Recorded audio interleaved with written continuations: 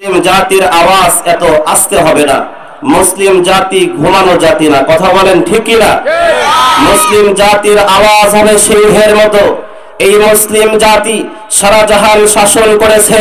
যেদিন থেকে এই মুসলিম জাতি কোরআনকে ছেড়ে দিয়েছে, বিশ্ব নবীজির আদর্শ ভুলে গেছে, যেদিন থেকে নিজের মুসলমানিত্ব ভুলে গেছে, সেদিন থেকে এই মুসলিম জাতি লাঞ্ছিত আর অপমানিত হওয়া শুরু হয়েছে। কথা বলেন ঠিক কিনা?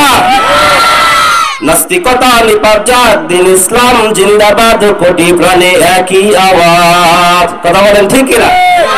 খোদাদ্রোহী সার পাবে না, এ বাংলায় ঠাই হবে না, মুসলমানরা জেগেছে আজ। চলো চলো সামনে চলো, বজ্রকণ্ঠে আওয়াজ তোলো, একই তালে সবাই মিলে দাও না স্লোগান, নারায়ে তাকবীর,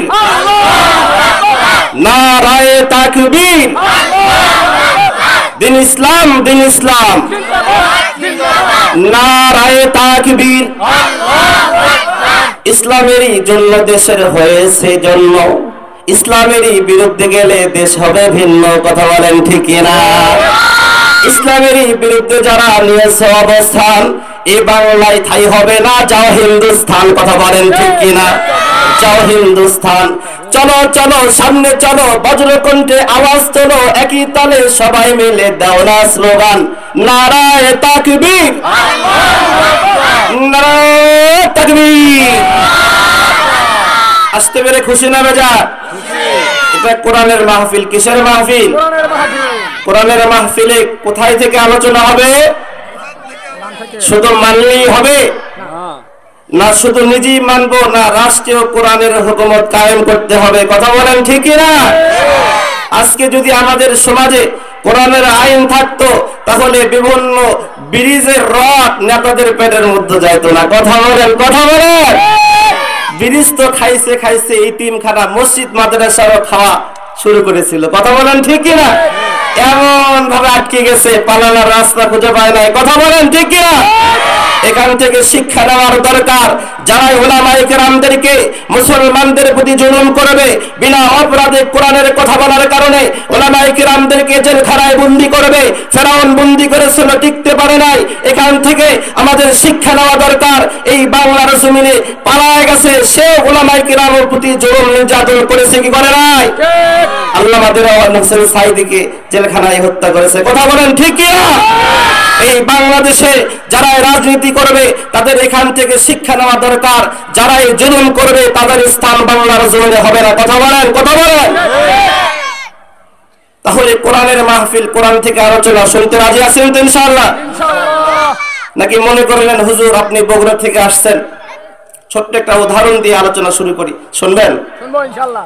একজন কিপটা মানুষ, সে এক বেলা খাইলে আরেক বেলা খায় না, এমন লোক অসুস্থ হয়েছে। এখন বেটারা চাকরি করে, অনেক টাকা পয়সার মালিক, বাপকে বলতেছে, বাপজি চলেন একটু আপনাকে বগুড়া শহরে অথবা রংপুরে সবচেয়ে বড় হাসপাতালে আপনাকে চিকিৎসা করাবো। কিপটা বলতেছে, না বাবা না, নিমের পাতা রস খালি আবার ভালো হয়ে যাবে। আচ্ছা বলেন তো দেখি, সন্তানেরা কি বাবা যতই নিমের পাতার রস খাইতে চাক আর দুলকা ঘাসের রস খাইতে চাক, ছাড়বে?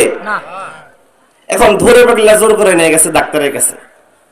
ডাক্তারের কাছে যাওয়ার আগে রিসেপশনে টাকা জমা দেওয়া লাগে কি লাগে না? এখন বলতেছে, বাবা দেশত নাই কোনো ডাক্তার, সব হলো বাটপার। চিকিৎসা করার আগে 10-15 হাজার 20 হাজার টাকার আগে পরীক্ষা নিরীক্ষা করা লাগে, লাগে কি লাগে না? এখন যেই পরীক্ষা নিরীক্ষা দিয়েছে, আচ্ছা বলেন তো দেখি ওই কিপটা লোকের মন ভালো না খারাপ? মনে মনে খুশি হয়েছে না রাগ আছে? রাগ হয়ে গেছে। এখন ডাক্তারের কাছে গেছে, ডাক্তার বলতেছে, চাচা আপনার কি হয়? খালি ফুলতেছে। এরপরে বলতেছে, আপনার পায়খানা ক্লিয়ার আছে? বলতেছে ওটাও বলতে পারবো না। এক পর্যায়ে বলতে, চাচা আপনার ঘুম হয়? এখন বলতেছে, আরে সব যদি আমি বলি তাহলে রিসিপশনে 1000 টাকা দেয়, তোর কাছে আছি গা? আমার পায়খানা ক্লিয়ার হলে হয় কি হয় না সেটাও বলা লাগবে, ঘুম হয় কি হয় না সব বলা লাগবে। সব যদি আমি বলি তাহলে 1000 টাকা দেয় রিসিপশনে, রিসিভ কাটছি গা। কথা বলেন ঠিক না? আপনারা যদি চিন্তা করেন, হুজুর বগুড়া থেকে আসতেন গাইবান্ধা, আপনি বিভিন্ন ফল আপনি খাইলেন, নাস্তা পানিও আপনি করলেন, সবচেয়ে মাছ গোস্ত সব আপনিই খাবেন, যাওয়ার সময় টাকাও নিয়ে যাবেন, কথা আমরা ক্ষমতা আপনিই কন, এরকম নাকি? কথা বলতে পারবেন? লিল্লাহি তাকবীর। মুসলমান ভাইরা রে আমার, আল্লাহ রাব্বুল আলামিন আমাদেরকে এমন একটা কিতাব দিয়েছেন, যে কিতাবকে বলা হয় কালিমুল্লাহ, কালামুল্লাহ, আল্লাহর কথা। সুবহানাল্লাহ বলেন। সুবহানাল্লাহ। কথা বলতেন, আমি ছাড়া কি আপনি আর কোন কর্মমূল ব্যক্তির সঙ্গে কথা বলবেন? আল্লাহ রাব্বুল আলামিন ডাক দিয়ে বলতেছেন, ও পয়গম্বর মুসা, শুনে নাও, আমি তো তোমাকে নবী বানাইছি, নবীর সঙ্গে কথা বলি। আমি একজন নবী প্রেরণ করব, নবীর সঙ্গে তো কথা বলবোই বলবো, এমনকি ওই নবীর উম্মতদের সঙ্গেও কথা বলবো। সুবহানাল্লাহ বলেন।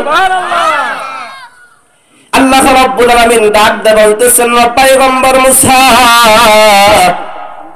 তোমার জন্য, তোমার সঙ্গে যখন আমি কথোপকথন করি, কথা বলার জন্য তোমার তোর পাহাড়ে আসতে হয়, তোমার জুতা খুলতে হয়, নির্দিষ্ট সময়ের মধ্যে তোমার আমার সঙ্গে কথা হয়। সুবহানাল্লাহ বলেন। কিন্তু আমার নবীর উম্মতদের সঙ্গে আমি আল্লাহ রাব্বুল আলামিন কথা বলবো, কিন্তু নির্দিষ্ট কোনো জায়গা নাই যেখানে আমার নবীর উম্মতেরা কথা বলতে যাবে, আমি আল্লাহ রাব্বুল আলামিনের সঙ্গে কথা বলতে পারবে। সুবহানাল্লাহ বলেন। আল্লাহর নবী হযরত মুসা আলাইহিস সালাতু ওয়াস সালামকে আল্লাহ তাআলা ডাকতে বলতেছেন, ও পয়গম্বর, আমি আল্লাহ তাআলার সঙ্গে কথা বলার জন্য নির্দিষ্ট কোনো জায়গা লাগবে না, বরং আমি আল্লাহ তাআলা এমন একটা কিতাব দান করব, আমার নবীর প্রতি আমি আল্লাহ তাআলা কিতাব দান করব। আল্লাহ রাব্বুল আলামিন বলেন, তাওরাতকে আমি আল্লাহ তাআলা কিতাবুল্লাহ বলেছি, জাবুরকে আমি আল্লাহ তাআলা কিতাবুল্লাহ বলেছি, ইনজিলকে আমি আল্লাহ তাআলা কিতাবুল্লাহ বলেছি। কিন্তু আমার নবীর উম্মতের প্রতি আমি আল্লাহ তাআলা আমার নবীর উপর এমন একটা কিতাব আমি আল্লাহ তাআলা নাজিল করেছি, যেটা শুধু কিতাবুল্লাহ নয়, সেটা হলো কালামুল্লাহ, আমি আল্লাহ তাআলার কথা। যে বলেন সুবহানাল্লাহ। আল্লাহ রাব্বুল আলামিন বলেন, বান্দা যদি আমার কোরআন তেলাওয়াত করে, আমি আল্লাহ, আমি রব, বান্দা যতগুলো আয়াত তেলাওয়াত করবে, যতগুলো হরফ তেলাওয়াত করবে, সে শুধু তেলাওয়াতই করবে না, বরং আমি আল্লাহর সঙ্গে কথোপকথন করবে। যদি বলেন সুবহানাল্লাহ। কোরআন নাযিল করেছেন কে? জবান খুলে বলেন কে? আল্লাহ রাব্বুল আলামিন কোরআন নাযিল করেছেন। কোরআন সংরক্ষণের দায়িত্ব কে নিয়েছেন? আল্লাহ রাব্বুল আলামিন নিজেই নিয়েছেন। আল্লাহ রাব্বুল আলামিন বলেন, আমি আল্লাহ তাআলা অন্য কোন কিতাবের ব্যাপারে আমি বলি নাই, ইন্না লাহনু নাযালনা যিকরা ওয়া ইন্না লাহু লাহাফিজুন। আমি আল্লাহ রাব্বুল আলামিন তাওরাতের ব্যাপারে বলি নাই, জাবুরের ব্যাপারে বলি নাই, ইনজিলের ব্যাপারে আমি আল্লাহ তাআলা আয়াত বলি নাই।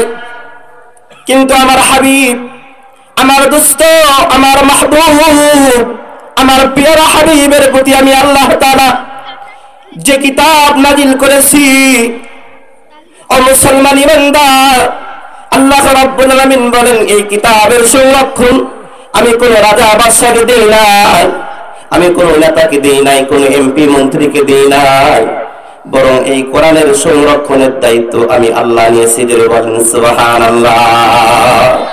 তাহলে বলেন কোরআন নাযিল করেছেন কে? কোরআনের হেফাজতের দায়িত্ব কে নিয়েছেন? যদি বাংলাদেশে কেউ যদি বলে কোরআনের কথা বলা যাবে না, বাংলাদেশের দেশে জায়গা হবে না, কথা বলেন ঠিক কিনা? আল্লাহ রাব্বুল আলামিন বলেন, কোরআন দিয়েছি আমি আল্লাহ তাআলা, এর সুইচ নিয়েছি আমি আল্লাহ তাআলার কাছে। এই কোরআনকে যারা ফুৎকার দিয়ে কোরআনের হুকুমতকে বন্ধ করে দিতে চায়, কোরআন ওয়ালাদেরকে বিনা অপরাধে জেলখানার মধ্যে বন্দী করে কোরআনের আলোচনা বন্ধ করে দিতে চাই, আমি আল্লাহ রাব্বুল আলামিন কোরআনের দায়িত্ব নিয়েছি। চাইলেই কোনো মানুষ ফুট দিয়ে এই আলোটাকে নিভায় দিতে পারবে না, বরং যারা এই কোরআনকে নিভে দেওয়ার জন্য আসবে, আল্লাহ রাব্বুল আলামিন বলেন, আল্লাহ রাব্বুল আলামিন বলেন তাদেরকে আমি আল্লাহ তাআলা নিভা দেব। জোরে বলেন সুবহানাল্লাহ। বিশ্বনবীজি জনাবে মুহাম্মদুর রাসূলুল্লাহ সাল্লাল্লাহু আলাইহি ওয়াসাল্লামের প্রতি আল্লাহ রাব্বুল আলামিন যখন কোরআন নাযিল করা শুরু করলেন, মুসলমান ইমানদার আল্লাহর গোলাম, আল্লাহ রাব্বুল আলামিন যখন কোরআন নাযিল করা শুরু করলেন, যারাই বলতো আলামিন নিজের ভাইয়ের কাছে আমানত রাখার বিশ্বাস পাইত না, কথা বলেন ঠিক কিনা? কিন্তু তারাই বিশ্ব নবীজিকে উপাধি দিয়েছিল আলামিন। কিন্তু বিশ্ব নবীজি যখন এই কোরআনের দাওয়াত দেওয়া শুরু করলেন, বিশ্ব নবীজিকে পাগল বলেছে কি বলে নাই? জাদুকর বলেছে কি বলে নাই?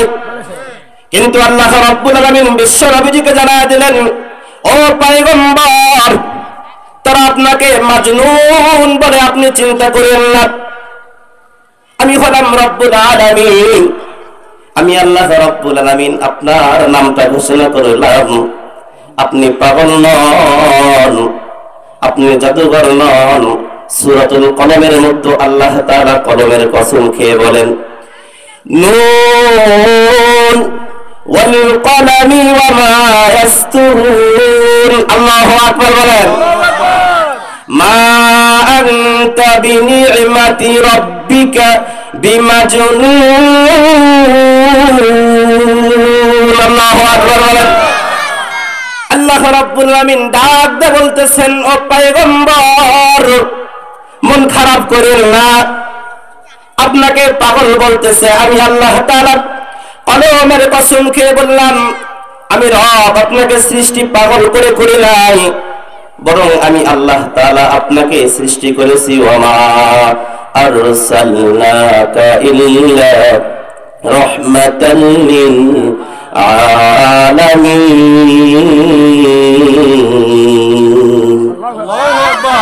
আল্লাহ রাব্বুল আলামিন বলেন, পয়গম্বর চিন্তা করেন না, আমি আল্লাহ তাআলা কসম করে বললাম, আপনাকে আমি আল্লাহ তাআলা পাগল করে সৃষ্টি করি নাই, বরং আমি আল্লাহ তাআলা আপনাকে রাহমাতাল লিল আলামিন করে প্রেরণ করেছি।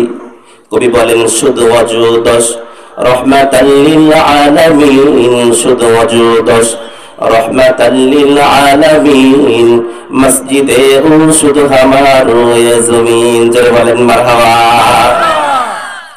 আল্লাহ রাব্বুল আলামিন বলতেছেন, পয়গম্বর আমি আল্লাহ রাব্বুল আলামিন কসম করে বললাম, আপনি পাগল নন, বরং আপনাকে যারা পাগল বলবে তারাই পাগল। কথা বলেন ঠিক কিনা? বাংলাদেশে উলামায়ে কেরামদেরকে যারা জঙ্গিবাদী বলতো, মৌলবাদী বলতো, ও মুসলমান, উলামায়ে কেরাম কখনো জঙ্গিবাদী মৌলবাদী না। কথা বলেন ঠিক কিনা?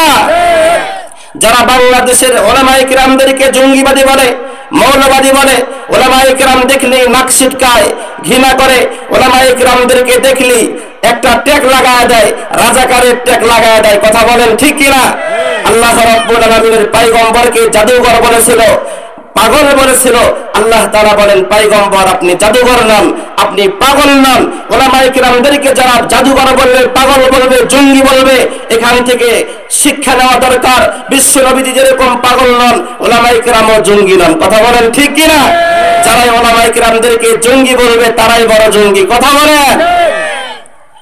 মুসলমান ভাইরা রে আমার, আল্লাহ রাব্বুল আলামিন আমাদেরকে এমন একটা কিতাব দিয়েছেন, এই কোরআন পড়লে আল্লাহ তাআলা দুনিয়াতেও আমাদেরকে সফলতা দান করবেন, কাল কিয়ামতের দিন আল্লাহ তাআলা আমাদেরকে সফলতা দান করবেন। জোরে বলেন সুবহানাল্লাহ। মুসলমান ভাইরা রে আমার, মাদ্রাসার কোরআনের মাহফিল, কোরআন পড়লে কি লাভ? কোরআন অনুযায়ী চললে কি লাভ? আল্লাহ রাব্বুল আলামিন কাল কিয়ামতের দিন ডাক দিয়ে বলবেন, ইউকালু লিসাহিবিল কুরআন, ইউকালু লিসাহিবিল কুরআন, ও কোরআন পড়নেওয়ালারা তোমরা কোথায়? ইকরা ওয়ারতাকি কামা কুনতা তুরাতিলু ফিদ দুনিয়া, তোমাদের ভাঙ্গা ভাঙ্গা কণ্ঠ দিয়ে তোমরা দুনিয়ার জিন্দেগিতে যেরকম কোরআন তেলাওয়াত করতে, আজকে তোমরা তোমাদের ওরকম কণ্ঠ দিয়ে, ভাঙ্গা ভাঙ্গা কণ্ঠ দিয়ে কোরআন তেলাওয়াত করো। আল্লাহু আকবার বলেন। আল্লাহ রাব্বুল আলামিন বলবেন, ফা ইন্না মানজিলাকা ইনদা আখিরি আয়াতিন তাকরাউহা বান্দা যতগুলো আয়াত তেলাওয়াত করবা আমি আল্লাহ, আমি রব ততটা জান্নাত তোমাদেরকে দান করব। জোরে বলেন সুবহানাল্লাহ। মুসলমান ভাইরা রে আমার, সেই দিন আমার আপনার সন্তানকে যদি এই হাফিজিয়া মাদ্রাসায় দিতে পারি, হাফিজিয়া মাদ্রাসায় যদি পড়াইতে পারি, সেই দিন আমার আপনার সন্তানেরা যখন ৬০০০ আয়াত তেলাওয়াত করবে, ৬০০০ তালা উপরে যাওয়ার পর জাহান্নামের মধ্য থেকে কে যেন ডাকতে বলবে, আব্দুর রহমান, ও আব্দুর রহিম, একা জান্নাতে যেও না রে বাবা, একা জান্নাতে যেও না। হাফেজে কোরআন দ্বারা যাবে, আল্লাহ রাব্বুল আলামিন কি ডাকতে বলবে, মালিক আমি তো জান্নাতের ৬০০০ তারা উপরে চলে আসছি, কিন্তু জাহান্নামের মধ্য থেকে কে যেন আমার নাম ধরে ডাক দিয়েছে, আল্লাহ এই নামটা যেন দুনিয়ার জিন্দেগিতে কতবার নাম ধরে ডাক দিয়েছে, কতবার যেন এই নামের আওয়াজ শুনেছি। হাফেজে কোরআন ডাকতে বলবে, আল্লাহ আমি একটু ভালো করে ওই ব্যক্তিকে দেখতে চাই। আল্লাহু আকবার বলেন। হাফেজে কোরআন নজর করে দেখবে, আমি যে মাদ্রাসায় লেখাপড়া করতাম একজন বয়স্ক মানুষ দাদু দাদু বলে ডাকতো। আমার মা ছিল না, আমার বাবা ছিল না, আমি ছিলাম এতিম। আমি যখন বাজারে যাইতাম কত মানুষ মিঠাই মিষ্টি খাইতো, আমি শুধু চোখ বুজে বুজে দেখতাম আর মনে মনে বলতাম, আল্লাহ আমাকে তুমি মাদ্রাসায় নিয়ে আসতো রে আল্লাহ। কিন্তু আজকে আমার মিঠাই খাইতে মন চায়, চোখের সামনে আবার সাথী সঙ্গীদের বাবা মা কত রকমের নাস্তা নিয়ে আসে, কিন্তু আমার মাও নাই, আমার বাবাও নাই। ও মুসলমান ইমানদার, হাফেজিয়া মাদ্রাসায় এমন এতিম বাচ্চা থাকে, মাদ্রাসা যখন ছুটি হয়ে যায়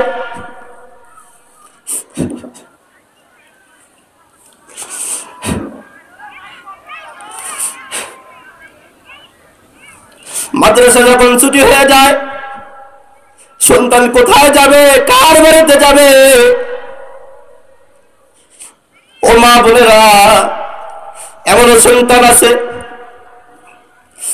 মা চলে গেছে অন্য ছেলের সংসার করতেছে, বাবা অন্য মেয়েকে নিয়ে সংসার করতেছে, কিন্তু মাদ্রাসায় ওই সন্তানটা দেখার মতো কেউ নাই। ওই সন্তান দেখবে বাজারে যে চেয়ে চেয়ে থাকবে, কিন্তু ওই মুরব্বী দেখা হওয়ার সঙ্গে সঙ্গে পকেটের থেকে টাকা বের করে বলতো, বাবা কিছু খেয়ে যাও।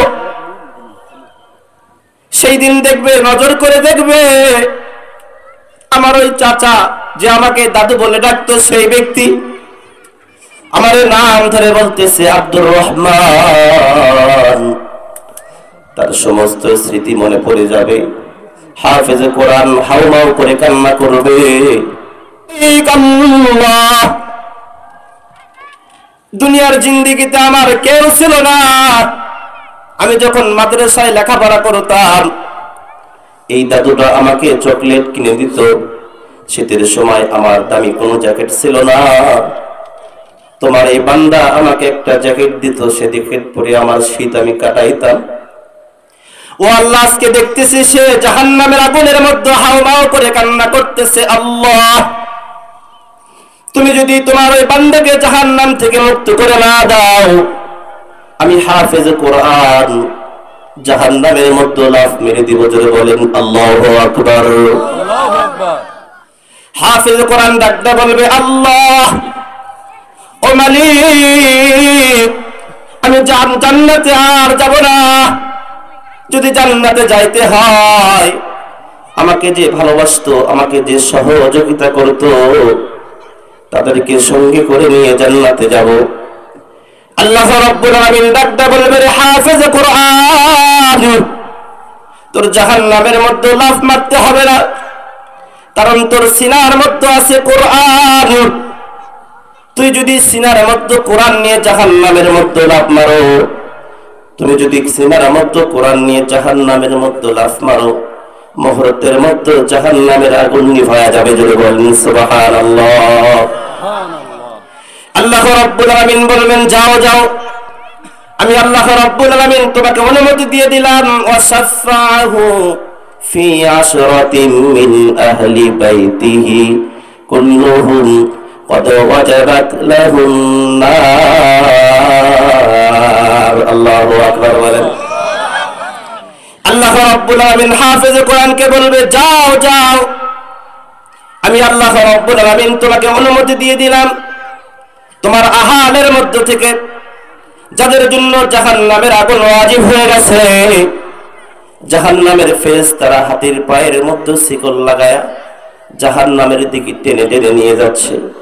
এমন সময় এই হাফেজে কোরআন 10 জন ব্যক্তিকে শাফাআত করে জান্নাতে নিয়ে যাবে। জোরে বলেন সুবহানাল্লাহ। তাহলে আমাদের সন্তানদেরকে হাফেজে কোরআন বানানোর দরকার আছে না? হাফেজে কোরআন বানানোর পর আপনার সন্তানকে কোরআনের শিক্ষায় শিক্ষিত করার পর আপনি যত ডিগ্রি ইচ্ছা করেন নিতে পারেন। যদি আপনার সন্তানের ছোট্ট বয়সে যদি কোরআনের শিক্ষা ঢুকাইতে পারেন, যতই ডিগ্রি অর্জন করুক না কেন, আপনার সন্তান কখনো ইসলামের বিপক্ষে যাবে না। কথা বলেন ঠিক কিনা? আপনার সন্তান কখনো মুরতাদ হবে না। কথা বলেন ঠিক কিনা? এজন্য আসুন, আমাদের সন্তানকে যদি আমরা হাফেজে কোরআন বানাইতে চাই, তাহলে আমরা বাবা মা আমাদের ভালো হওয়ার দরকার আছে না নাই? বাবা মারও ভালো হইতে হবে। আমরা সকলে চাই আমাদের সন্তান ভালো হোক, কিন্তু আমরা 1 নম্বরের গাঁজাখোর, এরকম লোক আছে না নাই? বিড়িখোর আছে না নাই? দেখবেন যাদের বিড়ি খাওয়া অভ্যাস, কয়েক বেলা খাবার দেন আর না দেন, বিড়ি খাইলে সব ওই চাচা বলতেছে খিদা লাগে না। আবার দেখবেন আমরা হুজুর মানুষ যখন বাড়িতে যাই, যখন দিন মজুরদেরকে বলি, ভাই একটু ধান কেটে দেন, কি কাজটা করে দেন, বলে হুজুর বাড়ি হুজুর মানুষের বাড়ি কাজ করে শান্তি নাই। আমরা বগুড়ার ভাষায় বলতেছি আর কি, আঞ্চলিক ভাষায়। কি জন্য চাচা? বলে সব ঠিক আছে, খাওয়া দাওয়া সব দিক, গরুর গোস্ত দিলেও আমার পেট ভরে না, যদি 1 প্যাক বিড়ি দেয় ওটাই আমাদের গরুর গোস্ত। এরকম লোক আছে না না? আবার এই বিড়ি খোরেরা আবার বলে যে আমাদের গ্যাসের ওষুধ খাওয়া লাগে না। দেখবেন যে সবচাইতে যে নোংরা জায়গা বাথরুম, দেখবেন ওখানে গেলে বিড়ি টান না মারলে বলে পায়খানা ক্লিয়ার হয় না। এরকম লোক আছে না নাই? আপনাদের মনে হয় গাইবান্ধায় নাই? আছে। ওরা আবার গান গায় একটা, বলবো বলবো, বিড়ি না খাইলে 1 টান মন যে করে আনচান, কোথায় গেলে পাবো আমি বিড়ি টান, বিড়ি যে আমার জানের জান। কথা বলেন ঠিক কিনা? আড্ডায় গল্পে চাষটালে বসিয়া মুখে বিড়ি লইয়া সে টান্ডায় কষিয়া। কথা বলেন ঠিক কিনা? যুবকরা দেখবেন বিড়ির তো টান মারে মারে, কে কত স্পিরিটে 3G 4G 5G পার করে দেয়, কে কার আগে কত স্পিরিটে নাক দিয়ে ধোঁয়া বের করতে পারে। কথা বলেন ঠিক কিনা? আজকে যদি এই যুবকেরা বিড়ি টানার প্রতিযোগিতা না করে, যদি আজকে যুবকেরা কোরআনকে সামনে নিয়ে, কোরআনকে বুকে ধারণ করে, কোরআনকে মেনে নিয়ে যদি আল্লাহু আকবারের ধ্বনি দিয়ে সামনে অগ্রসর হয়, বাংলার জমিনে যে কয়টা নাস্তিক আছে, এই নাস্তিকরা পালানোর রাস্তা খুঁজে পাবে না। কথা বলেন ঠিক কিনা? আজকে যদি যুবকেরা আল্লাহু আকবারের ধ্বনি দিয়ে সামনে অগ্রসর হয়, বাংলার জমিনে ইসলামী হুকুমত কায়েম হইতে সময় লাগবে না। কথা বলেন, কথা বলেন। মুসলমান ভাইরা আমার, আমরা সকলে চাই আমাদের সন্তানদেরকে হাফেজে কোরআন বানাবো, আমাদের সন্তানদেরকে আব্দুল কাদের জিলানী বানাবো। ও মুসলমান, আব্দুল কাদের জিলানী এমনি এমনি আব্দুল কাদের জিলানী হয় নাই। আব্দুল কাদের জিলানীর বাবার নাম ছিল আবু মুসা জঙ্গি রহমাতুল্লাহি আলাইহি। আবু মুসা জঙ্গি রহমাতুল্লাহি আলাইহি কেমন আল্লাহ ওয়ালা ছিলেন বোঝানোর জন্য ছোট্ট একটা ওয়াকিয়া বলবো, শুনবেন? কারা কারা শুনবেন না? হাত তুলেন দেখি। শুনবেন না? ও আচ্ছা, হোস ঠিক রাখেন। আবু মুসা জঙ্গি রহমাতুল্লাহি আলাইহি কেমন আল্লাহ ওয়ালা ছিলেন রে মুসলমান। আমরাও চাই আমাদের সন্তানদেরকে আব্দুল কাদের জিলানী বানাবো। মা বোনদেরকেও বলতে চাই, মা আপনি যদি আব্দুল কাদের জিলানীর মা হইতে চান, আপনি যদি মঈনুদ্দিন চিশতির মা হইতে চান, আপনার কেমন হইতে হবে? আব্দুল কাদের জিলানীর বাবার নাম ছিল আবু মুসা জঙ্গি রহমাতুল্লাহি আলাইহি। নদীর কিনারে দিয়ে যাচ্ছিলেন, ক্ষুধার কারণে নদীর মধ্য দিয়ে একটা ফল ভেসে যাইতেছে। এমন সময় ক্ষুধার কারণে আবু মুসা জঙ্গি রহমাতুল্লাহি আলাইহি ফলটা খেয়ে ফেলেছেন। ফলটা খাওয়ার সঙ্গে সঙ্গে মনে হয়ে গেছে যে আমি তো যে ফলটা খাইলাম ফলের মালিককে তো আমি বলি নাই, আর না বলে যদি আমি ফল খাই তাহলে না বলে খাওয়া এটা তো চোরের শামিল। কথা বলেন ঠিক কিনা? আবু মুসা জঙ্গি রহমাতুল্লাহি আলাইহি চিন্তা করলেন যে কাল কিয়ামতের দিন এই ফলের মালিক যদি ডাক দিয়ে বলে, আল্লাহ আমার বাগানের ফল নদীর মধ্য দিয়ে ভেসে যাইতেছে, তোমার ওই বান্দা খেয়েছিল, সেই দিন যদি আল্লাহ তাআলা আমাকে আটকায় দেয় তাহলে সেই দিন তো আমি পার পাইতে পারবো না। আবু মুসা জঙ্গি রহমাতুল্লাহি আলাইহির ভিতরে কার ভয়? কথা বলেন কার ভয়? আর আমার আপনার ভিতরে কার ভয়? র‍্যাবের ভয়। র‍্যাবের ভয় কিসের ভয়? মাহফিল চলতেছে, আল্লাহু আকবার ধ্বনি হচ্ছে, সাইডে যে একটা ফটকা ফুটছে আর মুসল্লিরা নাই। এরকম সুযোগ আর বাংলার জমিনে হবে না। কথা বলেন ঠিক কিনা? যদি বাংলার জমিনে মুসলমানরা যদি আবারও সিদ্ধান্ত নিতে ভুল করে, যেই দশা সেই চাল হওয়ার সম্ভাবনা আছে না? না, কিন্তু বাংলার মুসলমান কখনো এই ভুল আর করবে না। কথা বলেন ঠিক কিনা? বাংলার জমিনে ডিজে পার্টি গান করতে গেলে অনুমতির প্রয়োজন হয় নাই, অথচ কোরআনের মাহফিল চলাকালীন মাহফিল বন্ধ করে দিয়েছে। কথা বলেন ঠিক কিনা?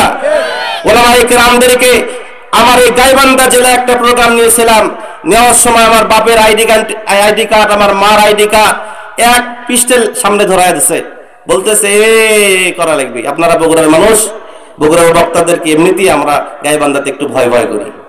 গাইবান্ধার মানুষের ভয় আছে নাকি?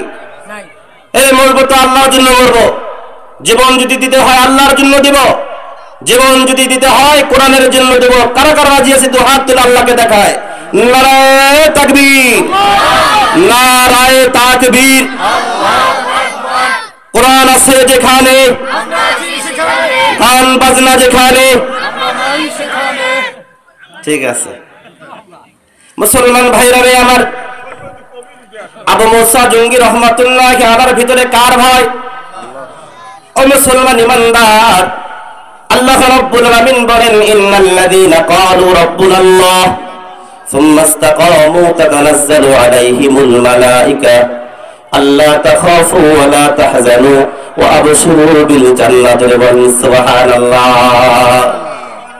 মুসলমান ইমানদার আল্লাহর গোলাম, আমরা যদি আল্লাহ রাব্বুল আলামিনকে রব বলে স্বীকার করে থাকি, আর আল্লাহ রাব্বুল আলামিনকে যদি রব বলে স্বীকার করে নিই, আর আল্লাহ তাআলাকে রব বলে স্বীকার করার কারণে যদি মামলা হামলা হয়, জেল জুলুম হয়, আমি যদি বিপদে পড়ে যাই, আল্লাহ রাব্বুল আলামিন বলেন, বান্দা তুমি যদি বিপদে পড়ে যাও, আমি আল্লাহ রাব্বুল আলামিন তোমাকে সাহায্য করার জন্য আসমান থেকে ফেরেশতা পাঠায় দিব। জোরে বলেন সুবহানাল্লাহ।